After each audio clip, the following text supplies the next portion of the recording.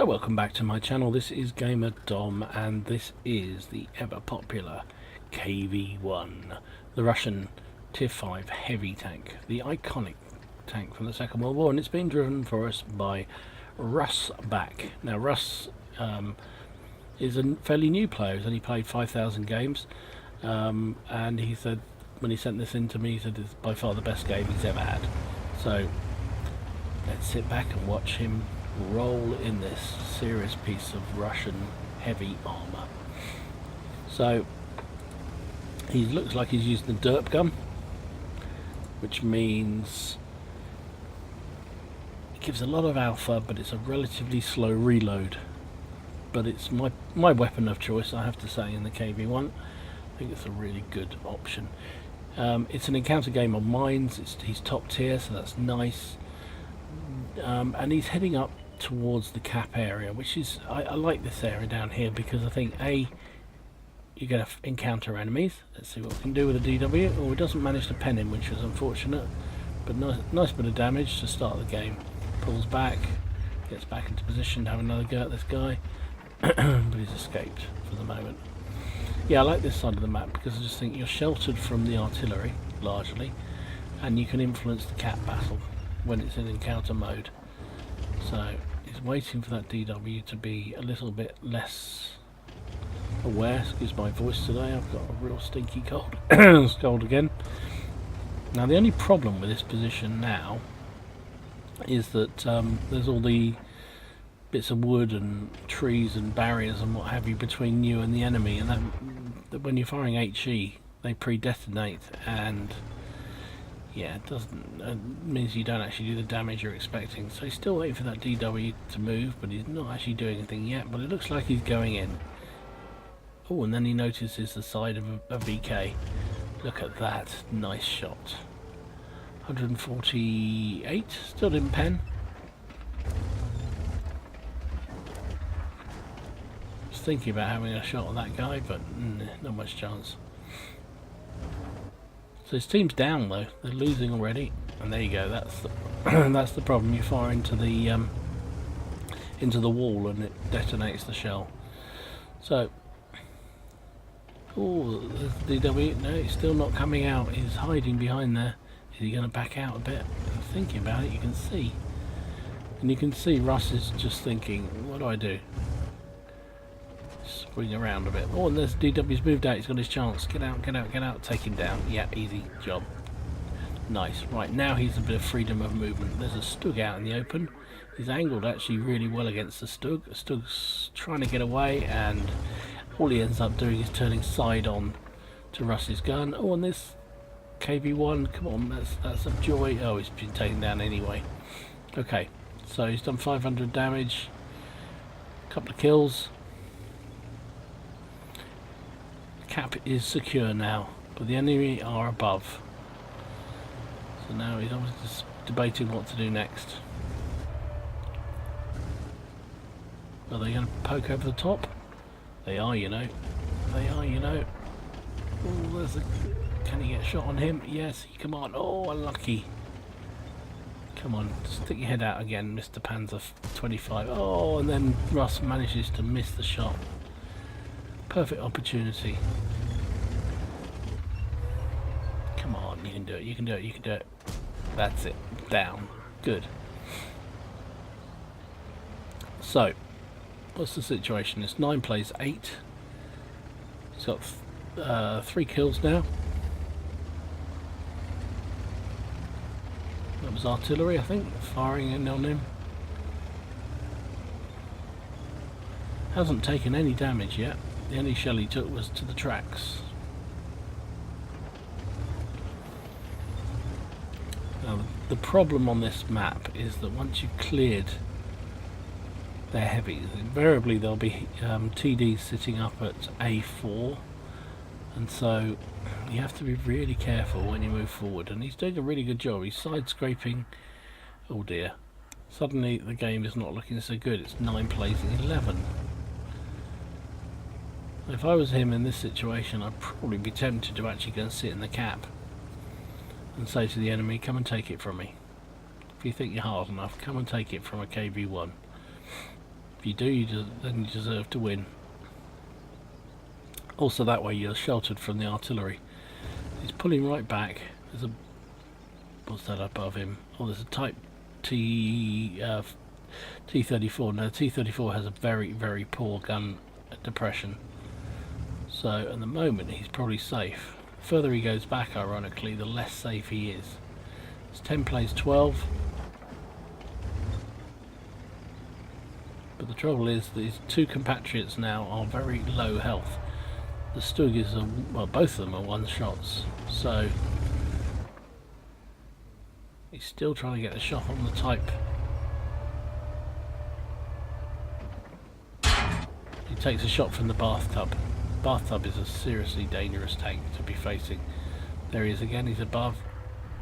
Come on, take him down. Takes him down with a lovely shot. But he did it just as his own friend died, so it means he was technically 1 against 5. Now he's got the... come on, finish this guy, chase him down. Aim, aim, aim. Nice shot. Took 1 hit in return, but he's still on 300 health. So, he's got 5 kills. It was briefly, for a split second, 1 against 5. And then he took down the bathtub, the S35A CA, which has a monumentally good gun. So he did really well to take that thing down cheaply. So the challenge he's got now, he's got an archer which is almost certainly sitting up at A4. That's almost guaranteed that's where he'll be sitting.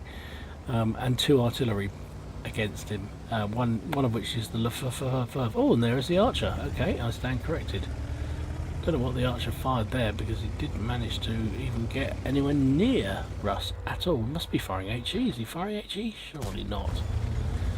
Russ's HE shell unfortunately hits a wall, which fails to pen. Can he take him down? 1 shot. Yes, he's firing HE. My goodness me, what a mistake. That archer has a fantastic gun. Why was he what would possess you to fire HE in that thing? Wow. And 1-shotted the archer. So, he's done 6 kills, he's got his top gun, 1329 damage. Excuse me. Just him against 2 artillery. Now he's got enough health, he can probably go and take them on. He's thinking about it, you can see. He's thinking about going in the cap, I think. Is he daring them to come for him?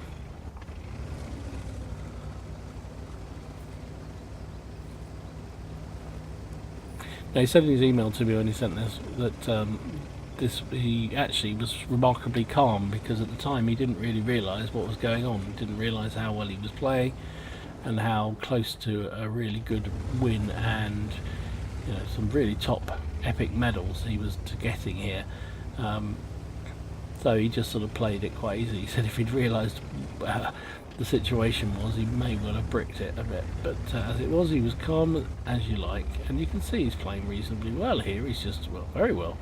He's just come around the back, he's just got into the safe zone. This is pretty much artillery safe, unless the artillery move a long way round. And he's just saying to the artillery, come and take me. Come and take me on. If you think you're hard enough, come for me. And as we all know, artillery do not have very good view range, and they're not terribly accurate. Shotgunning, well, some are better than others. And ironically, the Lefebvre is pretty good at shotgunning. But he's going to have to do something, because otherwise Russ is going to cap out. And it's a good move. I always think, when you're outnumbered and you're a big heavy tank, you know, you could end up chasing the enemy artillery all around the board, all around the map, and better off saying, right, I'm here, come and get me. If you really want this game, you got to come and take me on. The KV1's got very, very poor view range as well, so it's actually, normally you'd say, well, you go forward against the artillery because you know that you're going to outspot them, but the Lefebvre will probably outspot Russ, because the Lefebvre has a really good spotting range, view range. I don't know what the grill has, but it's probably about the same as the KV1, because KV1 is largely blind. Now there is the Lefebvre. Now that's nice to see him. Nice shot. I'm lucky not to pen him.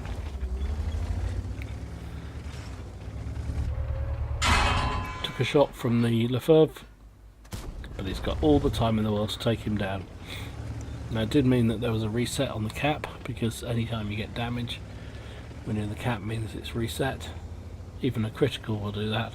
So even that 28 hit by the Lefebvre was enough to reset him.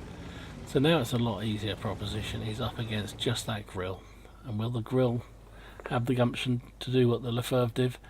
Would have been so much better if the two of them had come at the same time, but this is public games, and unfortunately people don't coordinate what they're doing. 1500 damage, 7 kills. He's going for the 8th kill here. There he is. There's the grill. Didn't disappoint. Aiming in. And there you go. Good night. One shot. Boom. Good game. So that was Russ's first ever Kolobanov medal and his first ever Radley Walters medal. Really good job.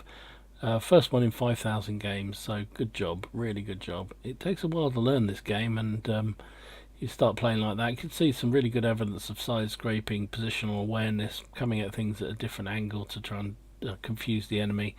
So really good job. Ace Tanker, you got Hand of God, Bruiser, Duelist, 5 for effect.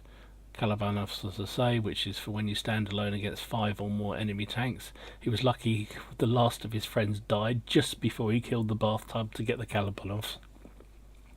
He also got Radley Walters for destroying 8 or 9 enemy vehicles. He obviously got 8, so good job there. High caliber and of course Top Gun.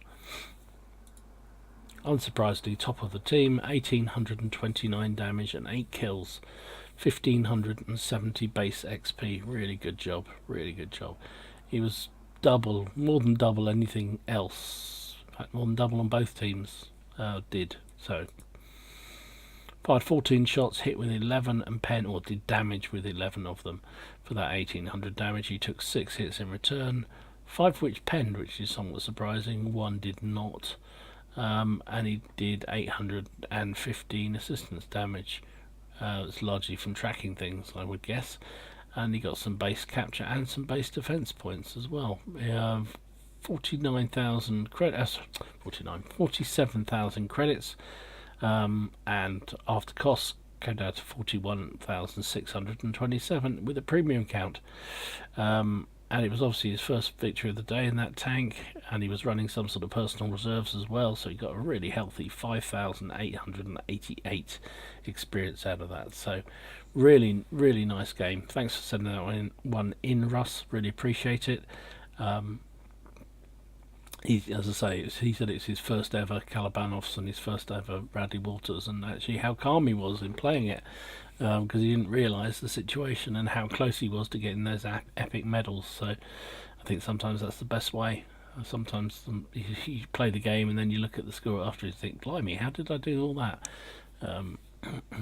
Whereas sometimes if you're thinking, I've got to get this medal, I'm going to win this, I've got a chance of a Kolobanovs or something like that, is when you brick it and you screw it up. So he did not. He played it very carefully. He got into the cap. He made sure of the victory, and he forced the enemy to come for him unless they wanted to lose. So good game, really good game. So thanks for sending that one in, Russ. Really appreciate it.